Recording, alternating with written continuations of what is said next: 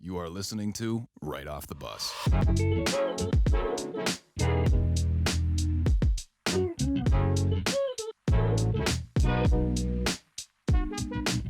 Hello, everybody, and welcome back to episode number 28 of Right Off the Bus. It is Wednesday, July 7th, and we are so happy you're here. I'm Chandler Hudson. That's my wonderful co-host, Pat Mahoney, and we're ready to get into it, Pat. Pat, welcome back after a 2-week hiatus. I know, I'm back. It's weird it's been 2 weeks. Like, I feel like I should have only missed one, but it was two. And I missed the half-year mark episode of 26, so. We had some scheduling conflicts, and it happens, man. I know, Things happen. I definitely said on the podcast before I left, I was like, yeah, I'll be here next week, but not the week after that. And then it was like to our faithful listeners. I left I left Tuesday, and we were like, yeah, we're not gonna get one in Monday or Sunday. Sunday was Father's Day, so I mean, I texted you, and I was like, I said that, but I didn't even get home till like 8:00 that night, and I probably wouldn't have. So timing was just a huge issue. I worked till 6, but I may have had several drinks between 6 and 8 p.m. celebrating Father's Day. Yeah, and you're like, we're not doing Sunday, we're not doing Monday, so would have been a hot mic, Pat. Yeah, it would have been a hot mic, or I would have just been mad tired. But you got Joe in. Joe did a good job, so I was happy Joe could come on. Absolutely, man. Joe did a great job filling in, and then the solo episode, they were both fun. They both went all right. But Pat, we're happy to have you back, man. And you went on vacation. You were in Florida, man. How was that? Good vacation? Yeah, it was nice.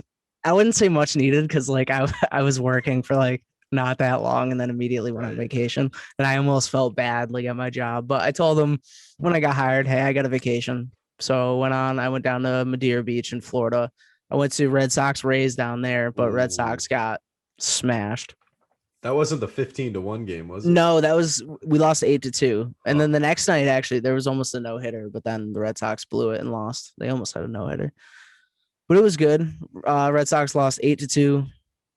It was fine. I have a Rays shirt, which is funny because like I go down there every year, and like I've been to Tropicana like 4 times now, so I have a Rays shirt. I have not a jersey. I didn't spend like the $150 on a jersey, but I do have a shirt. So I wore it and I blended in with the Rays fans. And the 2 other people I was with had Red Sox jerseys on. There were a ton of Red Sox fans there. Like that's the thing about Rays games is that but a lot of the people move from the Northeast down to Florida. So there's a lot of Sox fans who either convert to Rays fans or they just stay Sox fans. Yeah, and every game I see in Tampa, man, there's some empty seats. So, glad the Bostonians can go down and fill in some empty seats. there was like whole sections of red, and there were not a lot of people there. And like the Rays don't get the best attendance as it is, like you said. But just for being there that night, there was a watch party at Amalie Arena for the Lightning. So the Lightning were playing the Islanders. I think it was like Game 6 or Game 7. So everyone was there.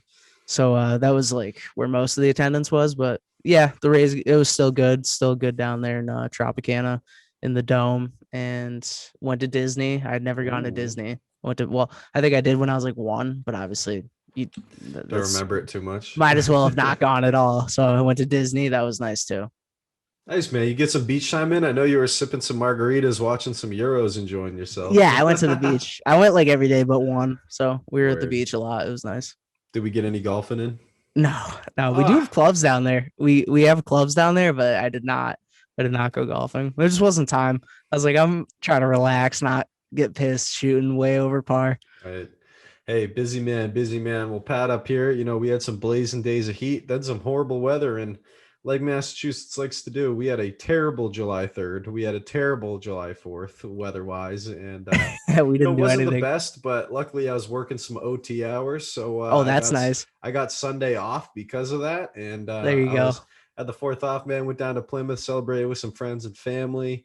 Lost a good amount of games of cornhole, man. Was just chilling, drinking the whole time. We're going to load everything down on the beach to do these. We do a massive fire every year, like 10 feet tall, and cops came and shut it down while we were carrying all the wood down. So, it wasn't the most eventful 4th, man, but it was still a good time. And I don't know, were you back here? You do anything? I was back. I was gonna say cornhole's like the classic, just lawn, like it's like I feel like Labor Day and like 4th of July, just party games. Like if you're outside. But you I have to didn't. have a drink in one hand, which just makes Yeah, it makes if it a you're better if game. you're righty, you're throwing with your right, beer in your left. Easy. I did not even play that. The most patriotic I got is right here with my U.S. jersey on. I have my U.S. soccer jersey on. That's the DeAndre most. Yedlin, let's That's like the go. most patriotic I got. I didn't. No fireworks. No going out in like a lake or something. No, there was No nothing. apple It pie, was. no bald eagles, But nothing. I'm the type I don't even care. So it was fine. 4th of July. Didn't need to do much. Just hung out. Hey, nothing wrong with that, man. Nothing wrong with that. Well, Pat, man, I'm feeling blessed to have you back. We are excited to get Good into to be this, back. man. Episode 28. And as always, man, time to get into some headlines, Pat. You want to start us off on some of these? Yeah, and Shohei Ohtani, the first one, who I was arguing with a kid on Twitter about over like I don't argue on Twitter ever, but I was so annoyed when I saw that post. Just kid was saying Shohei Ohtani wasn't special at pitching, and I was like, okay, like well, he's an all-star first of all, which is the point of the headline, and he's the first all-star ever as a pitcher and hitter, and clearly, like you're not only an all-star as a pitcher, but when I was arguing, like his ERA was a 2.58. I don't know if he's pitched since then. 17th in the league. Yeah, 17th in the league. And he's like, the kid arguing is like, yeah, that's not special. But I was like, it kind of is halfway through. And he's also batting. And I think he hit his 31st home run earlier today, I think he did, or yesterday. Oh my God. So the fact that he's got 31 homers, his batting average is great. And the guy had a 2.58 ERA, which is just unbelievable, which like 2 years ago, that was like 3rd in the league. So, yeah, Shohei Ohtani is going to be a two-way all-star, which is awesome. That is pretty cool, man. And we can't emphasize enough what Shohei Ohtani's doing. This guy's unbelievable. Showtime is back in California, just in a different sport. And it's a shame he's not on a better team, man, because I know. If he was on a better team, he wins MVP. It's like the Mike Trout argument, Yeah, him and Trout are stuck on the Angels, and like if they had a good team, they could have. I feel like if they had a pitching rotation, if they had for the last like 8 years, they could have had an actual winning team. Their best pitcher in the last 8 years was like Jared Weaver. How much help does Shohei Ohtani need, man? He only has Mike Trout, the best player ever. Yeah, he's a staple in your rotation, and he can bat wherever in the lineup. And I just don't understand how you don't somehow put together a winning team with that. He hit leadoff the other day, and it was the first time in like 100 years that someone's bat leadoff and threw the first pitch of the game. And it's just nuts. It's nuts. Yeah, back to Babe Ruth, like literally, I think it was like move over Babe Ruth, and Showtime Ohtani is here. Showtime's here, baby. I'm all here for it. All right, Pat, what we got next, man? We got Luka Dončić in Slovenia getting their first ever Olympic bid in men's basketball, man. That's pretty cool. Luka's building that international legacy even more. I know, and it's like, speaking of overseas stars coming to the U.S., they beat Lithuania to qualify, and I was like, if Luka's destroying the NBA, like what's he gonna do to the Lithuanian national team? And I think he had like a 30-point triple-double, so that's exactly what he's doing. He probably got like rest, but they won pretty handedly. He got MVP for the qualifying tournament, and yeah, I think it's Slovenia's first ever bid, so they'll be going to the Olympics with Luka at the helm. So that's pretty cool. And like you said, I think it was a 31, 11, and 13 performance to put them in. Yeah, so, there you go. Not bad. Yeah, not too shabby. Probably an effortless triple-double. I mean, the assists are a little tougher because like that depends on your team too. So those are probably a little easier in the NBA, but he got 13 of them or 11 of them anyways. There's no stopping Luka Dončić, man. He's special no matter what court he's playing on or what country he's playing in. He's been doing it since he's like 14. This is cool to see. Cool to see him put another team on his back. And I hope he can do it to the Mavericks farther into the playoffs too. I hope in the years to come. Right. No, absolutely. Hey, game 7 against a team in the conference finals. Luka's trying to get him some help, Mark Cuban. Yeah, there was Kemba Walker. Yeah, that's nothing to pout your head or nothing to pout about, nothing to hang your head about. It's pretty good. No, not at all. Not at all. What we got next, Pat? We got a little NHL. I know. I was podcast. I wanted to just point it out because I think I thought of it mainly because I was in Florida. Like, who knows? It's a big sports headline, so who knows? Like, we probably would have said something about it, but I was in Florida, so it made me think about the Lightning even more. And I was like, I'm vicariously a Lightning fan. Absolutely. along with the Bruins, just because I go to Florida every year. So I stay in the Tampa area, and I'm somehow a Lightning fan. But they took it was 3-0, but now it's 3-1 lead over the Canadiens in the finals. So they're going for back-to-back titles. They were up 3-0, going for the sweep. And then I think the mayor of Tampa was saying they should take it easy in this game, so that it's basically to throw the game so they could come back and win the cup in Tampa. And I was like, yeah, that's going to go well. And I think Barstow put out an article about it too. I was like, how you going to jinx your team like that? They lose an OT. Imagine they lose the game in Tampa and it's only 3-2 now. You go back to Montreal, very easily could tie it up there. And then it's 3-3 game 7 going back to Tampa. So you never know. Bless up that this guy's not managing the team and he's managing the city, because he'd be blowing the game on purpose. This would not be right. Pat, I will say I'm just glad that the Canadian team is losing. I'm just glad that an American team is beating the Canadiens. We've never been. Yeah, there's like a few teams I feel like we're not fans of as Bruins fans, and it's like the Rangers, the Leafs, and I feel like the Canadiens to some degree. Well, I'm in then. I'm in. Go Lightning. Yeah, we're riding Lightning, I guess, which is officially bandwagoning Chandler. I mean, they won last year, and they're saying it's Title Town. Like they're trying to say it's the new. Yeah, they're trying to say it's the new Title Town. Get Brady for because the Rays were in the World Series. The Lightning won the Stanley Cup. Hey, we're talking about shortened seasons, folks. This ain't Boston. This ain't New England. No dynasties. They won shortened seasons, and the Rays are in second in the AL East behind Boston, I might add. So Red Sox still got the lead over you. And Mickey Mouse Championship. Yeah, I got nothing else to say about that. But I was at the baseball game. It was funny. There was a Red Sox fan, and he was saying, like, he was getting jeered because we were losing 8-2, and he was saying awful lot of wild card banners up there in the Raptors. He's like, we don't hang those in Boston, so that's just a fact of life. That's hilarious. I love that. No, it's not Title Town down there, man. No, it is not. What we got I guess we just got to breeze through because we do have a lot of headlines, so we just want to breeze through to the rest of the show. NC State done some sort of justice because I was furious when I was talking to Chandler about this. Vanderbilt, I talked about it on the pod for you, man. You did. I had to bring it up. Yeah, Vanderbilt lost the College World Series. Good for Mississippi State as well. They are the ones who actually won the title in their first College World Series title ever. I think it was like 126 years their program's been live. So first one ever. That's a big deal. But for NC State, I mean, I think about NC State when I think about this because I texted you when it happened. And then I saw again, I think it was the next night.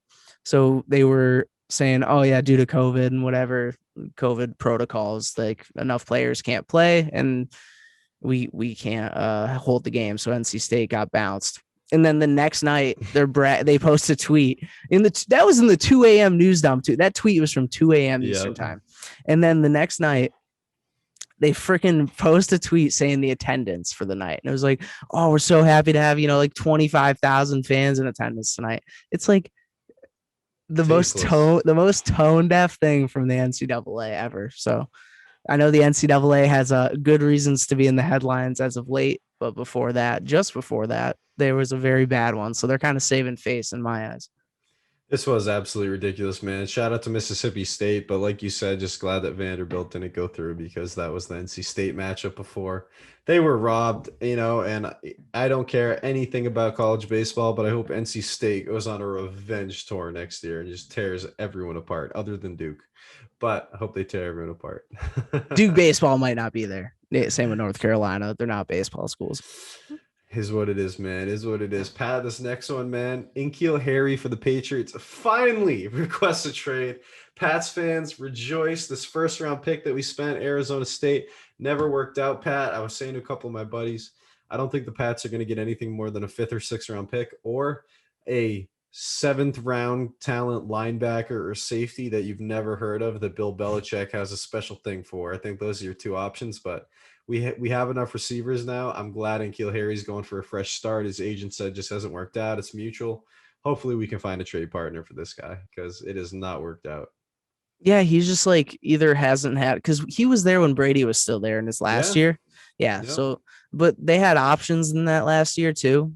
And that, he didn't pan out to exactly what he could be. But like since then, it's just, I mean, he had Cam Newton. Now he's got Cam Newton or Mac Jones.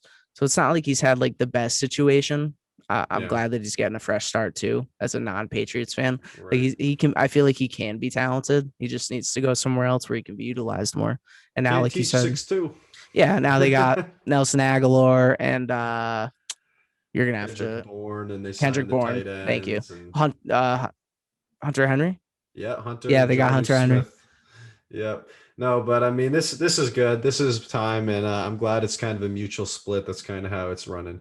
Man, this was big news the other day. Sha'Carri Richardson banned from the Olympics for 1 month. She tested positive for marijuana, and man, this is just so sad. And people are so mad. They're like blaming America. They're like can't believe NCAA, and it's like this is the Olympics. This has nothing to do with us. But she said unfortunately she was smoking to cope with anxiety, and it was after the death of her mother. And Pat, it literally just came out. I got the ESPN notification 20 minutes ago that she was not added to the relay team either. That was her only chance of running in this Olympics because it's over a month away and she has a 1 month ban. But she was not added to the relay team as either, man, which is just so sad. So the team left her out. Like the U.S. team left her out of the relay. That's what it seems. Left off U.S. relay team after marijuana test because this would be post the 1 month ban just based on when the race is, but she did not make it, And unfortunately. that's the problem. Like I get it's an international tournament. Like I get that you can't be like doing drugs of any kind. So I do get it, but like I know we're always going to have a different view here in the US, especially Massachusetts because it's more Mm. progressive, especially in that facet.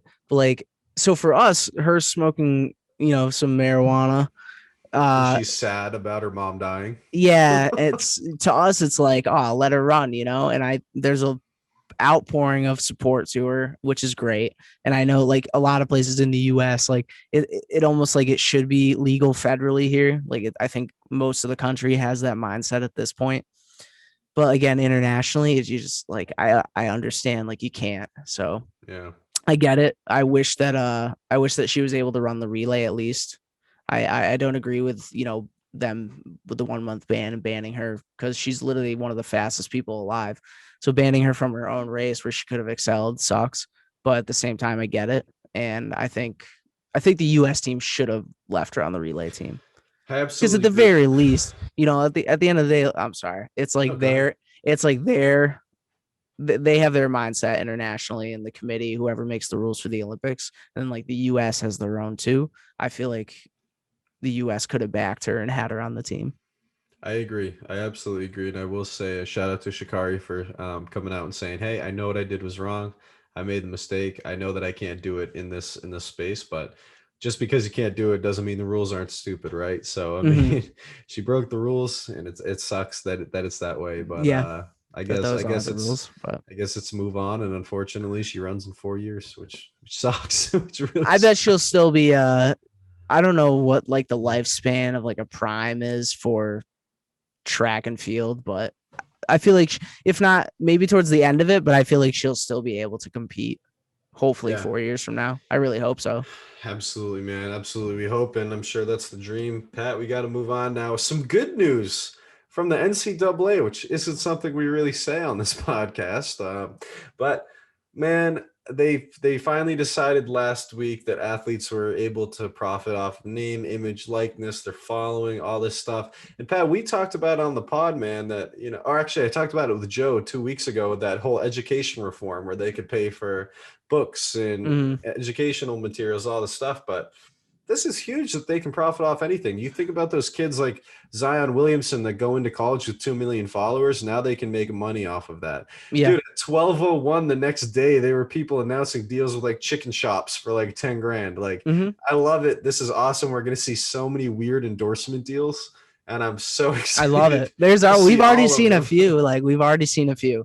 We've already seen all the barstool athletes. So Yep. I love to see it. People are excited. It was funny. Some girl made a TikTok that she was like one of the first barstool athletes, and like using a song. She's like, I don't know what that. Basically, like I don't know what that means. She's like free merch. Like I don't know. Like, but I'm in. getting I'm paid, signed. I don't know. So they don't know, but people are excited. But I feel like this is a conversation that we've been having since like 2008. Like I remember playing back to like playing NCAA football 09. Like I feel like I think even as a kid, I was always questioning because I think like I had older brothers, so I think they knew. I know you did too. Mm. We both had 3 older brothers. So mine would say, talk about how they don't make any money for that. And I'm like, that's crazy. I'm like, they're literally in a video game and they don't make money for it.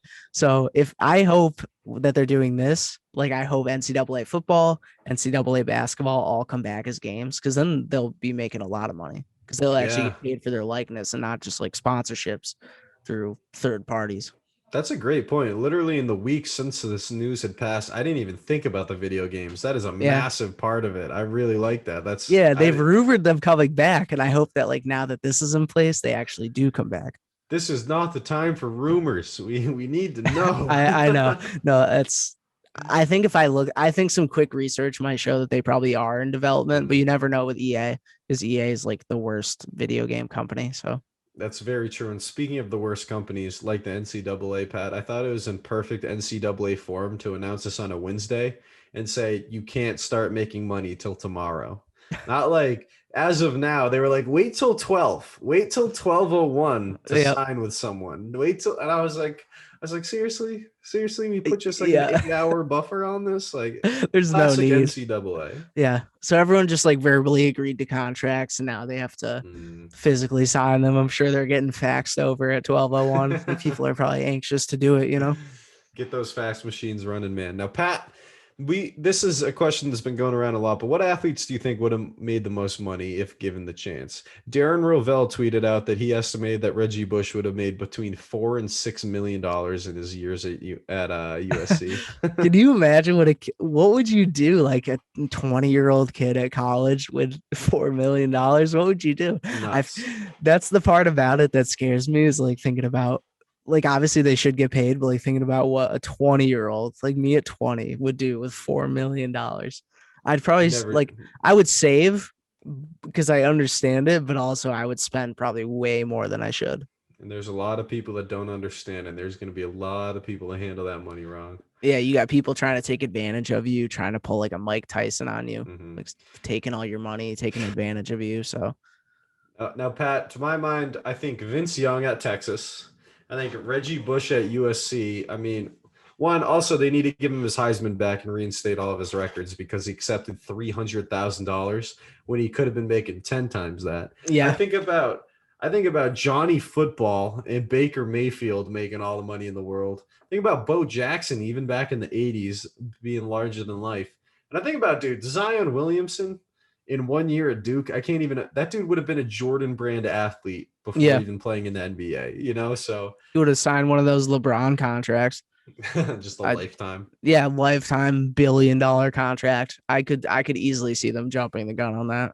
Yeah, no, I'm with you, man. And I thought it was pretty funny. I read through some of the Instagram comments that we got about this. Mike Friel said some sleepers were Marcus Mariota, Leonard Fournette, and Ezekiel Elliott.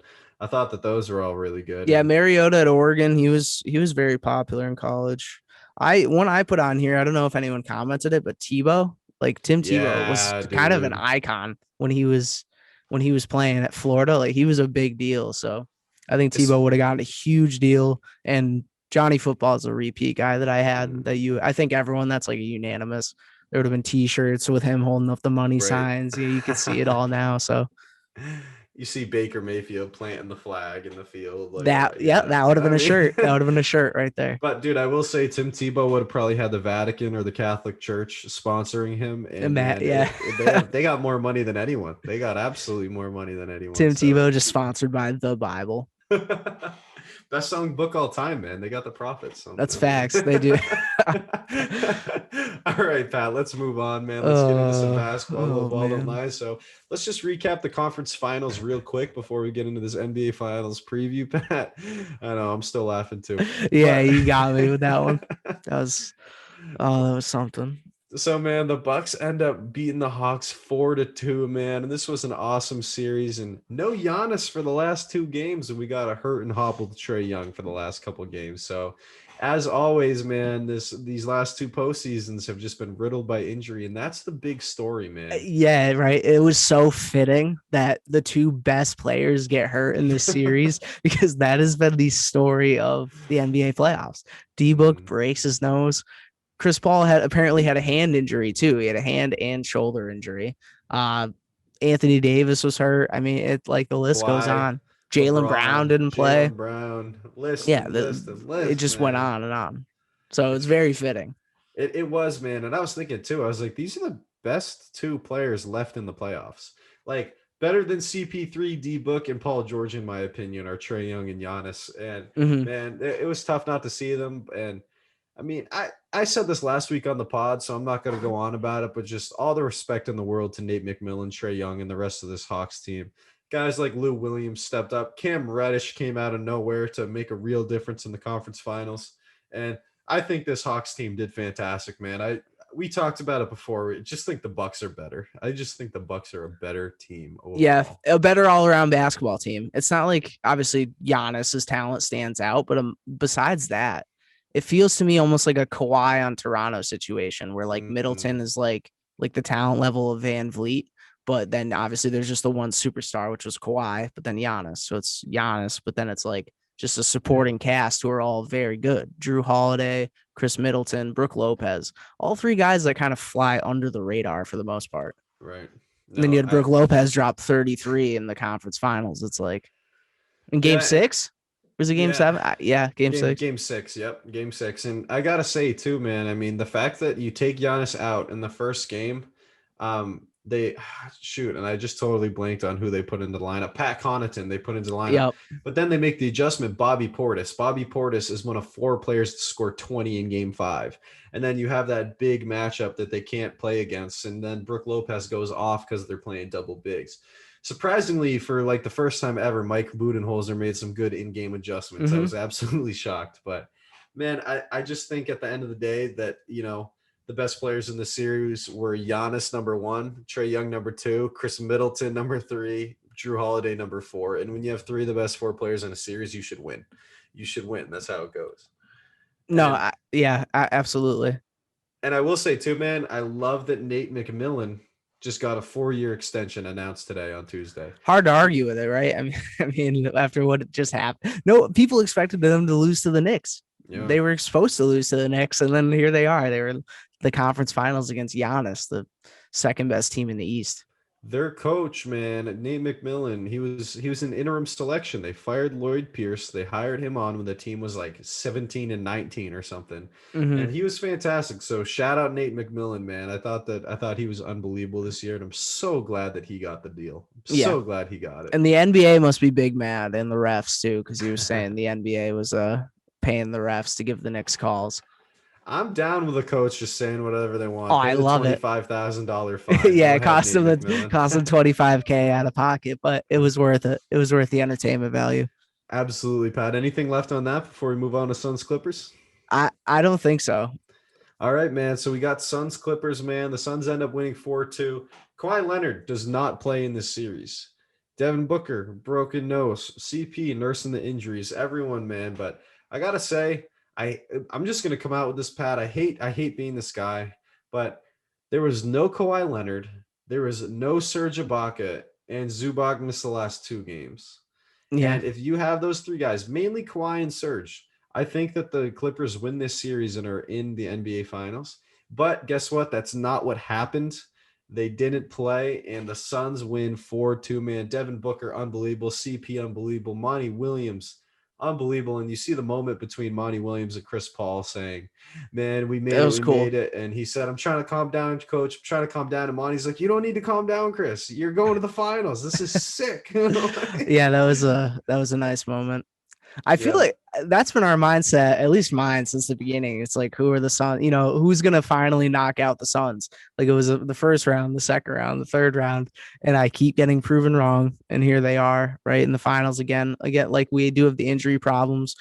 And yeah, Kawhi didn't play, but the Suns were playing through injuries the whole time. I mean, you got to give them all the credit to them. If Kawhi was in the series, I think it's a different series. But the way the Suns have played, I think they might have still pulled it out. Yeah. I mean, especially the way like CP3 played in game 6, it was unbelievable. So 41, dude. I mean, unbelievable. yeah, like it was like a team of destiny thing. Like, they haven't played the best. I mean, D-Book has not played the best. He had a broken nose. He had the mask that he played in. He hasn't played the best, and the supporting cast had to carry the team when the superstars can't play well. But if Devin Booker's clicking in the finals, Chris Paul's clicking in the finals, DeAndre Ayton's been the rock offensively and defensively. I'm excited for the next series, but yeah, it would have been a different series with Kawhi, but I think the Suns still would have taken it.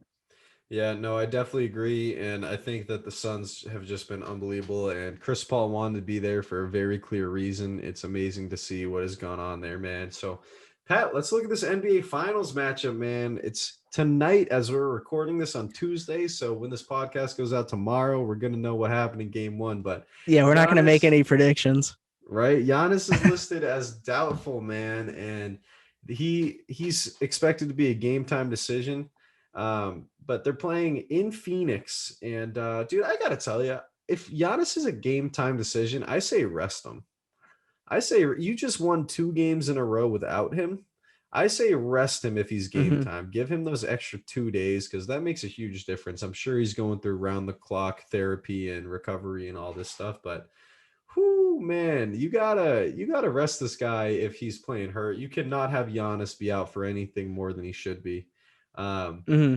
But if Giannis doesn't play, man, then it becomes a very even series for me because the Bucks. I love the defensive matchup of Drew Holiday and Chris Middleton guarding CP3 and Devin Booker. But man, if you don't have Giannis out there, it is going to be a long game playing against the Suns team. It really is.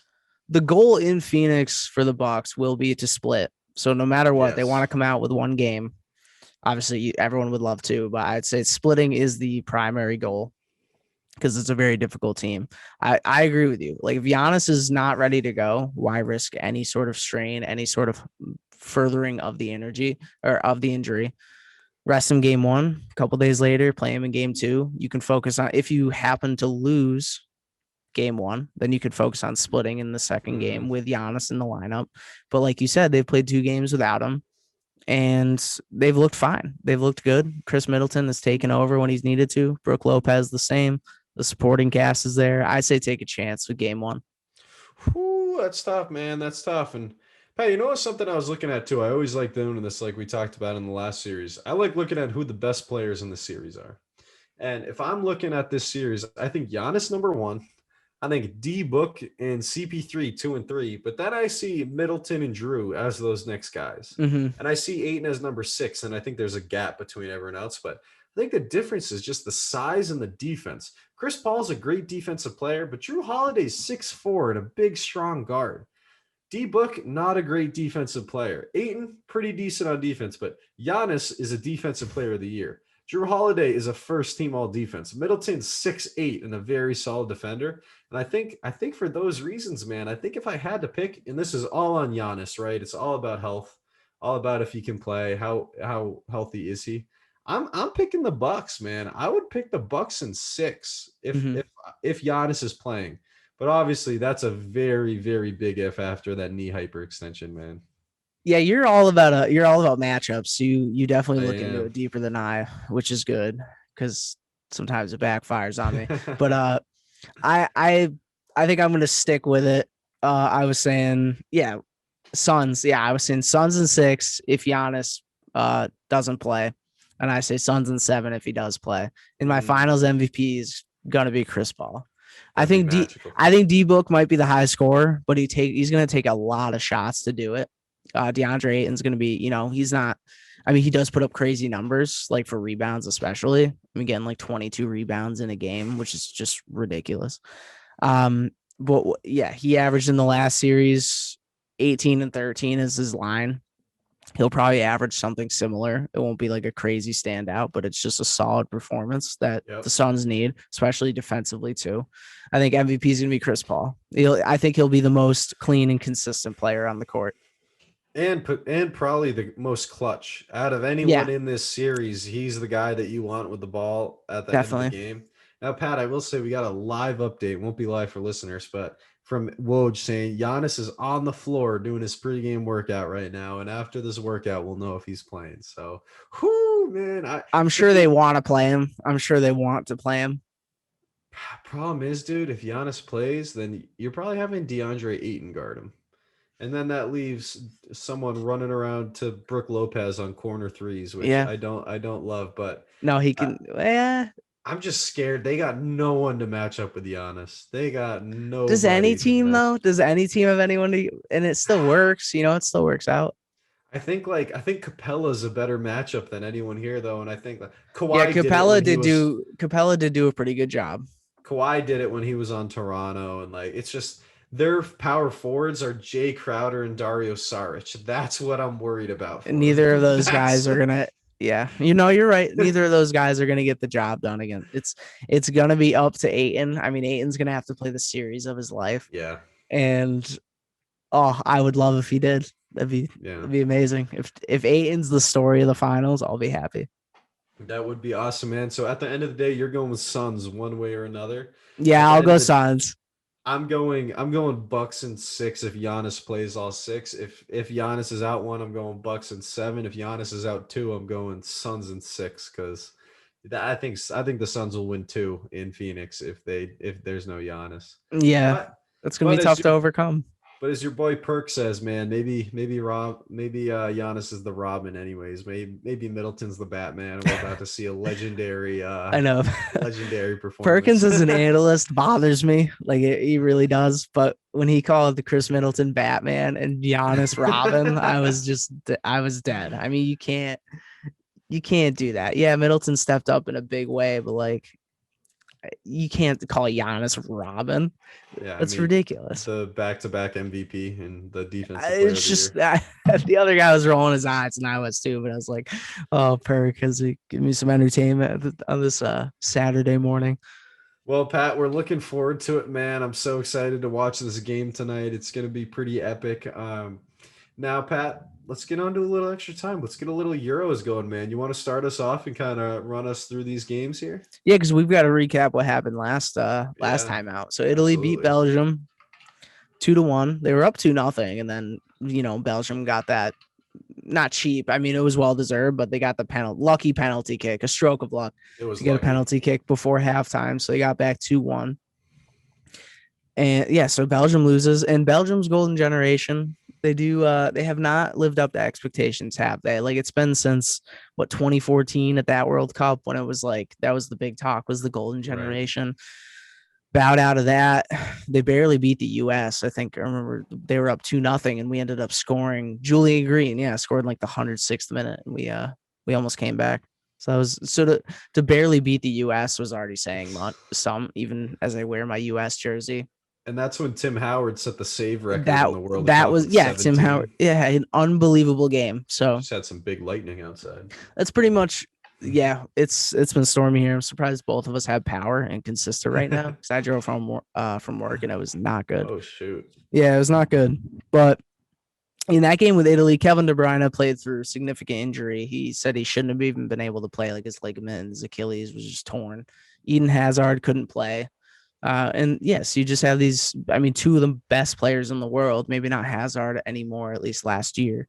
Kevin De Bruyne is certainly, if not the best midfielder in the world, one of the top 5 out or not playing either at full capacity or out completely. So to lose to Italy, who looked like the team of the tournament, it was not that bad.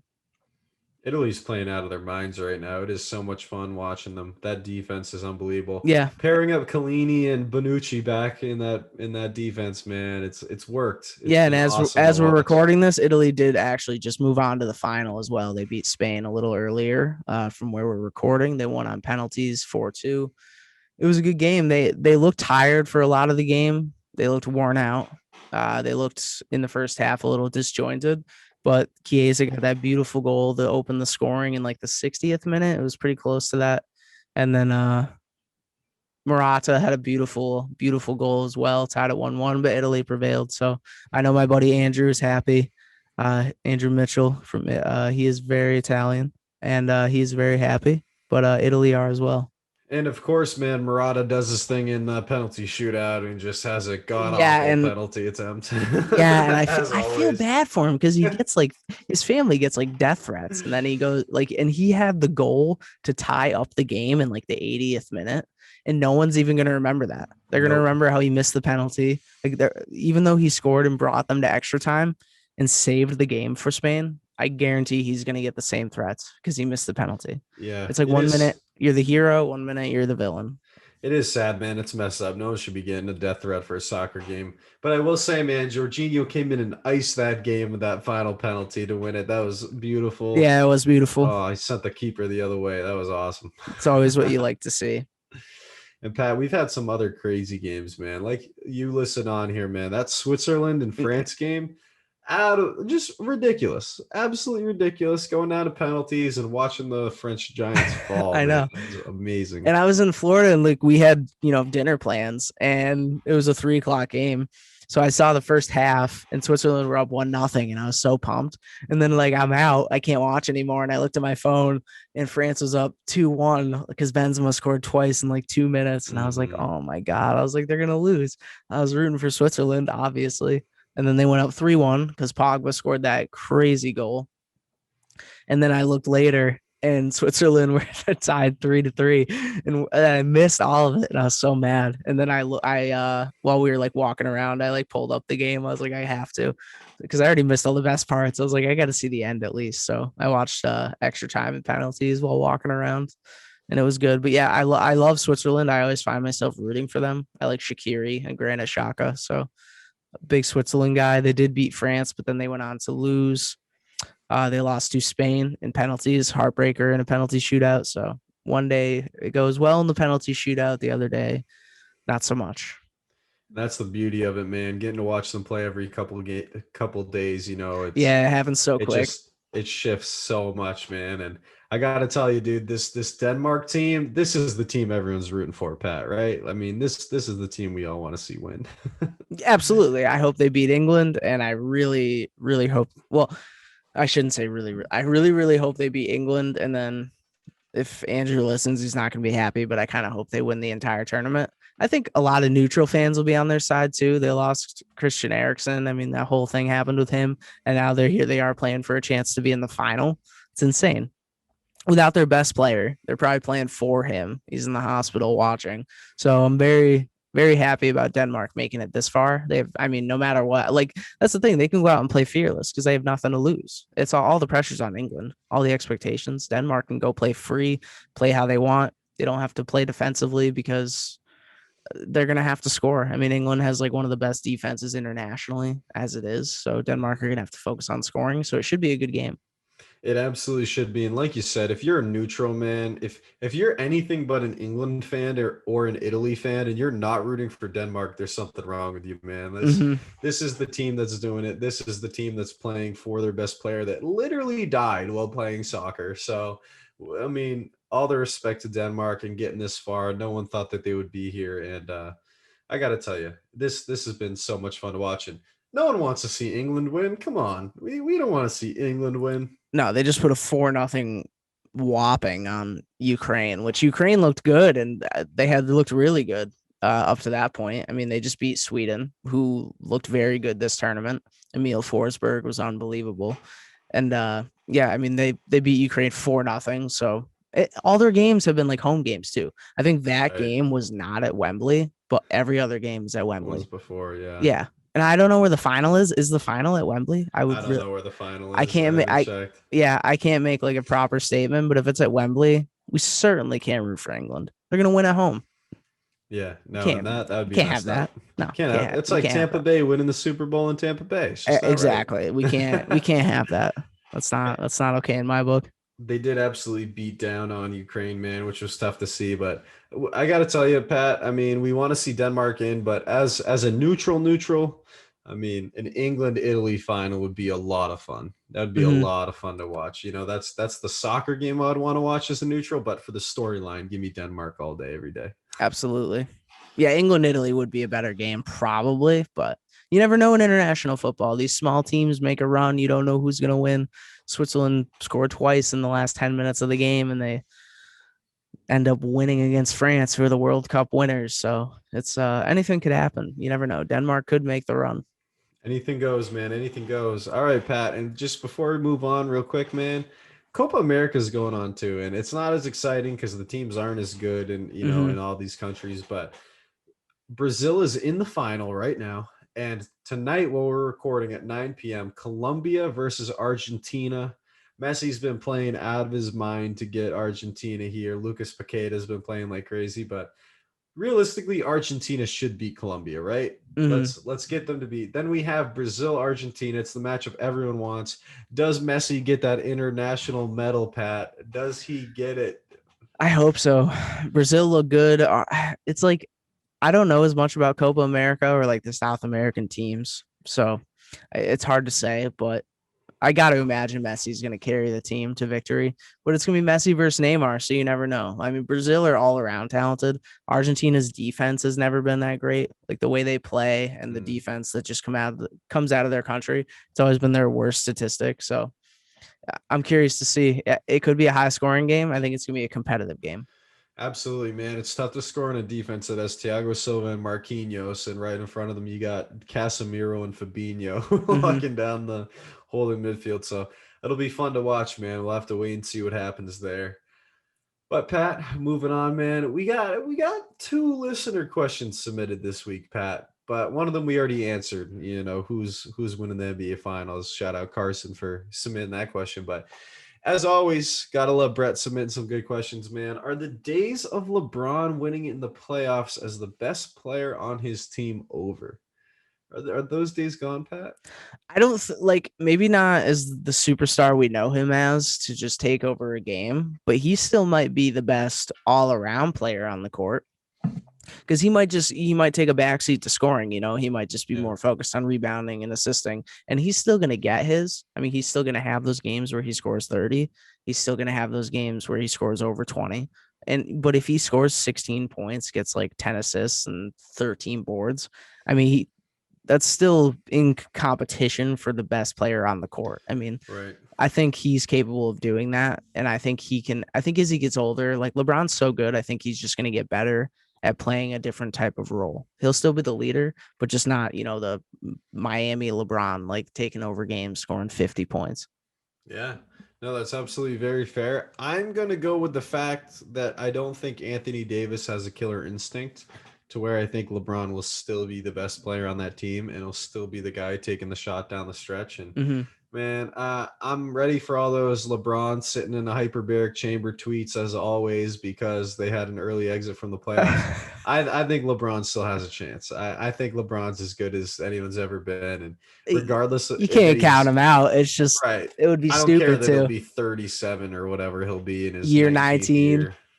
Yeah, wait till all the year 19 strive for greatness. Like I'm ready for all of it, and it's gonna happen again. So let's see what the Lakers do in the offseason, right? Mm-hmm. And see if they can add anything else to that roster. Yeah, definitely. And you actually brought up something that makes me just want to bring up a side note. Do you think Anthony Davis lost his killer instinct in New Orleans? Like, do you think if he came out of Kentucky to a team like the Lakers that he would have one? Because I agree with you that he doesn't look like it. He doesn't look like he has one.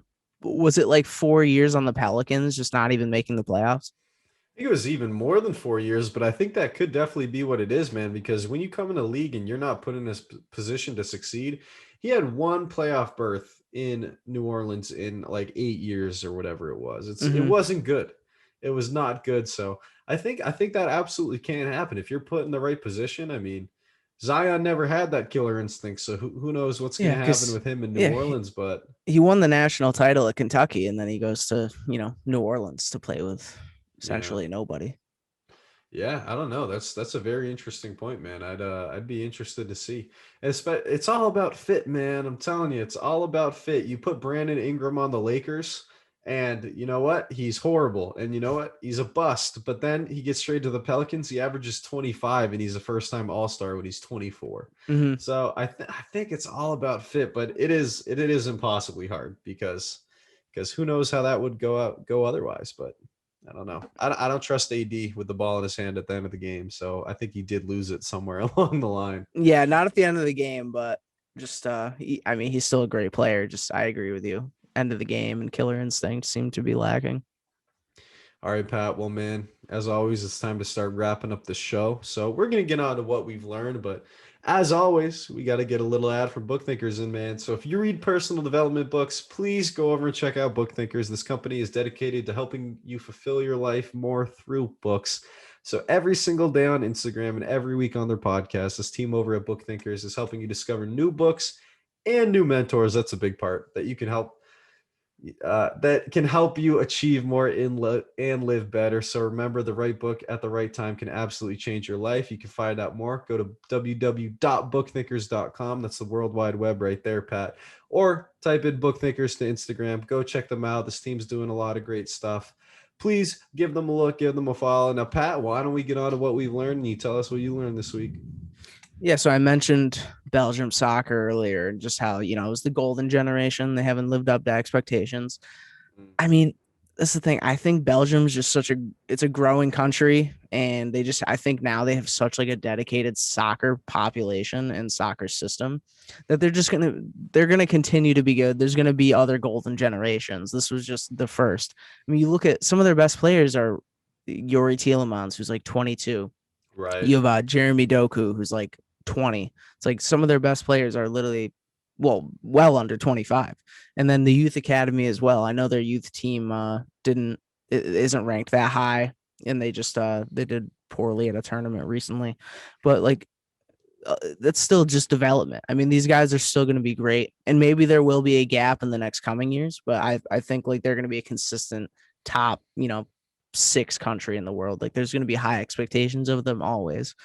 And so that was part of it. And then my other was that, again, they lost to Italy, who like looked like not only the team of the tournament, a team of destiny. They just beat Spain in the penalty kicks too, which is just mostly a toss up. Like obviously it's a lot of skill. Obviously you got to keep your nerve. But at the end of the day, like there's a little bit of luck involved too, because goalies are guessing and kickers are guessing. So they lost to Italy, who are the team of the tournament, going to face England or Denmark in the final. And Italy themselves look like they could be not only before that Spain game, I wrote this, like they're favorites for the tournament, but also are they World Cup favorites? For me, like if they win Euros, definitely. But even coming into the final, I think probably because they are probably only going to get better. I think it's Chiellini that this might be his last tournament. But other than that, like everyone who they have is just going to get better. Yeah, you look at a guy like Chiesa, you look at some of their young talent, man, and it's just going to continue to go through the roof like Donnarumma. I love that point, man. You hope Belgium figures it out, but they should no longer be the number 1 ranked team in the world. No, and they won't be. But should France either, France just lost to Switzerland, so. Hazard's not what he used to be, man. KDB was hurt, so it's all about health there. Pat, what I learned this week, man, I got to tell you, my girlfriend bought me this content package from Real Rock for my birthday. Real Rock is like the only people that do independent rock climbing films. And we watched Real Rock 14 last night, and there's like 3 different movies that are part of it. And there's this 20-minute feature thing called the United States of Joes. And it's these wacky climbers that, tattoos, shaved heads, all jacked out of their minds, like rock climbing bums. They look like homeless people. And they go to this like super rural town in Utah where it's all Mormons. There's like nothing for miles because it has some of the best bouldering in the world. And it was just so funny watching these just absolute homeless bums that shaving their heads, like dreads, just all this crazy stuff. They became like so close with this community that's filled with Mormons, the most conservative, like Second Amendment people you've ever seen in your life, man.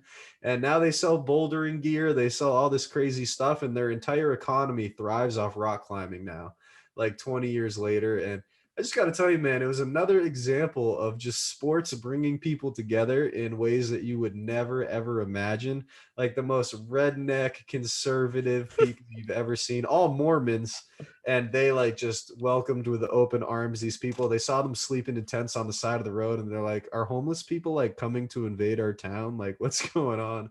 And it's just another example of sports bringing people together, man. It was beautiful to watch, and it was absolutely hilarious. Like my girlfriend and I were laughing watching it, but it was pretty darn wholesome. So it's something to check out and learn about if anyone's interested in some obscure bouldering in Utah going on over there like me.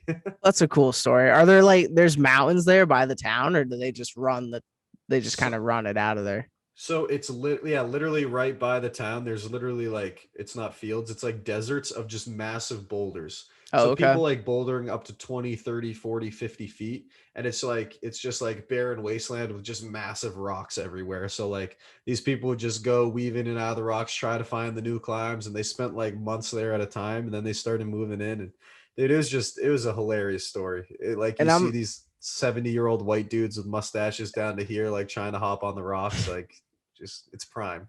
and I'm gonna get a lesson here. Is bouldering different than regular rock climbing? Yes. So bouldering is Okay. no ropes up to 20 feet, but past that is it's actually up to 30 feet, and then past that's called highballing, and then it's just free soloing at a point. But other types of climbing are called like traditional climbing or sport climbing. That's when you have a harness on and you're roped in. But But bouldering, no not ropes up to 30 feet. That's yeah. It's pretty intense, which is why it's so fun to watch, man. Rock climbing docs are just nature documentaries mixed with action sports. They're pretty dope. they are. They need to make it an Olympic sport. I this almost this is the brought. first year. Oh, really? This is the first year climbing's in the Olympics. Yep, it Oh, was supposed sweet. to be last year, but then it I got think pushed you back a mentioned year. that already. I think you definitely mentioned that in a podcast prior. No worries, I think Pat. I No missed worries, that man. one. Anyways, if anyone's interested, just look up the United States of Joe's, man. Absolutely hilarious. Just some wholesome climbing content if you need in your life like I do. Pat, anything else before we wrap this thing up, man? No, well said, Chandler. I think that's it for me. I'm tapped out today. Being back. And you just got back into the workforce after much needed vacation, even if you say it wasn't. And Pat, I got some serious thunder and lightning going on right now, so I think it's a good time to wrap it up. Yeah, we kept power going. I'm surprised. I drove home in an absolute monsoon. I know my girlfriend lost power, so I'm shocked we didn't. So I'm glad we were here to record, and I'm glad that you are here with us listening. If you're listening this far and you made it and you hear this message, thank you. Yes, we appreciate all the listeners out there, man. Awesome to have Pat back on this week. It's what it's all about, man. Just sitting here talking sports. We do not take your time for granted if you're still listening to us jab on, man. And whether you're listening on Wednesday, Thursday, Friday, or Saturday, whatever it is, we appreciate you. Thank you for all the likes, the comments. Please go subscribe to the YouTube, leave a Apple podcast review, whatever it is. We appreciate anything you put towards our podcast. So other than that, thank you. Please like, subscribe, all that nonsense, and peace out. Thank you. Have a good one, guys. You are listening to Right Off the Bus.